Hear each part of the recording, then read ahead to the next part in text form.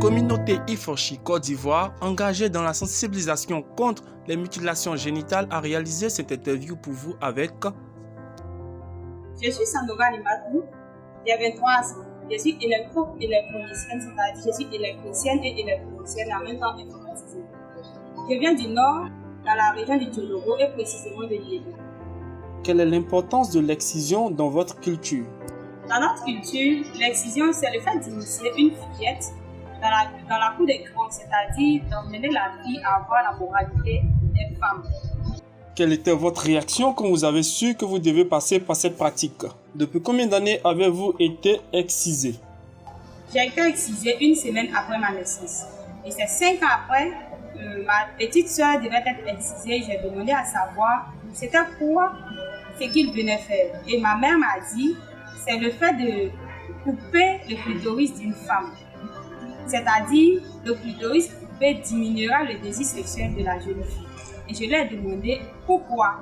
Si c'était le cas, pourquoi nous sommes nés avec le clitoris? Elle m'a juste dit que c'est une culture et il faut la respecter.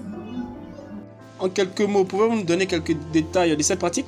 Dès la naissance, la mère est déjà prévenue que son enfant fille doit être excisée.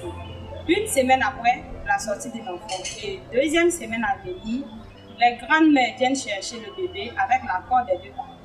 La mère conduit l'enfant chez la vieille la plus âgée. Et il y a une personne qui est déjà dédiée pour faire ce travail. C'est comme si son boulot, c'est son travail. Et elle va acheter une lame de 25 francs. On écarte les cuisses de la jeune fille et la partie, le clitoris est attrapé par une dame et l'autre dame coupe. Après avoir fini de couper le clitoris coupé est enterré sous le sol.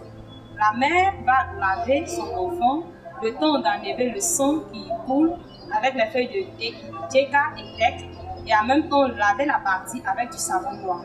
Ne pas que le clitoris coupé repousse, vu que c'est une partie de l'homme, c'est la chair. Ça peut repousser à n'importe quel moment. Mais le savon noir empêche cela.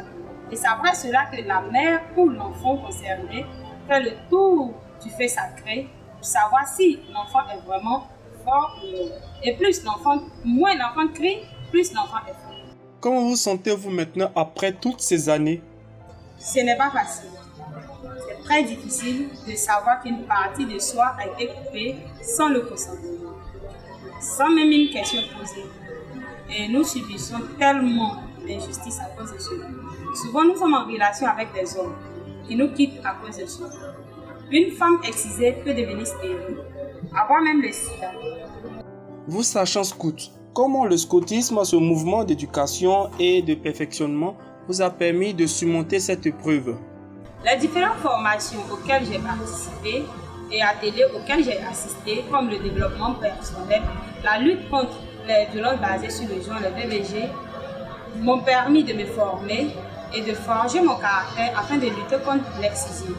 Avez-vous un message à l'endroit des populations pour lutter contre cette pratique?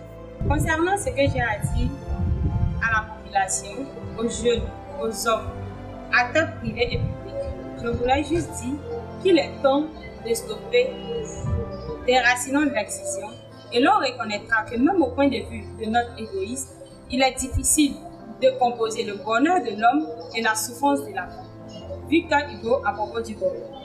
Il est temps de changer. On peut changer. Ce qui a été appris peut être désappris. Ce sont juste des mythes. Pourquoi ne pas changer? Plusieurs filles souffrent. Moi-même, je souffre. Nos sœurs sont abandonnées dans leur foyer, insultées, abattues.